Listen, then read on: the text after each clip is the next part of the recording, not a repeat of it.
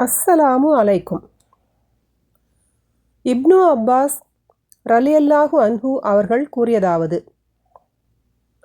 Abdul guys தூதுக்குழுவினர் நபி ஸல்லல்லாஹு அலைஹி வஸல்லம் அவர்களிடம் வந்து, அல்லாஹ்வின் தூதரே, நாங்கள் ரபீஆ கோத்திரத்தைச் சேர்ந்தவர்கள்.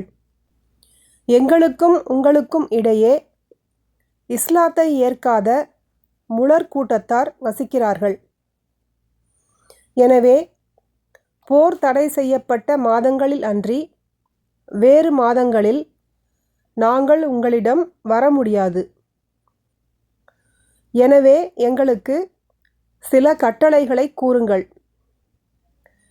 நாங்களும் அதை பின்பற்றி எங்களுக்கு பின்னால் தங்கிவிட்டவர்களுக்கும் அறிவிப்போம் என்றனர்.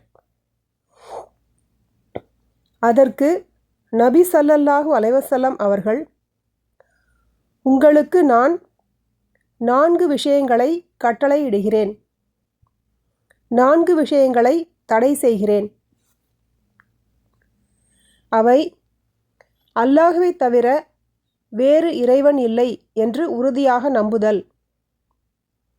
இதைச் சொல்லும்போது 1 என இவ்வாறு தமது கைவிரலை மடித்தார்கள்.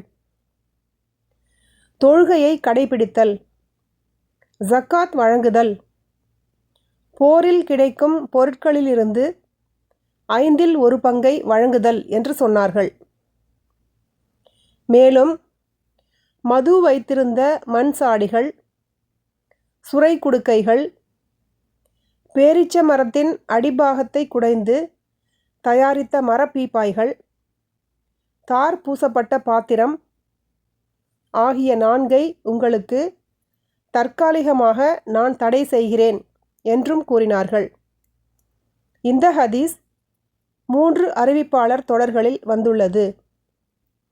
சஹீஹ் புகாரி 1398, அத்தியாயம் 24, ஜக்காத்தின் சட்டங்கள்.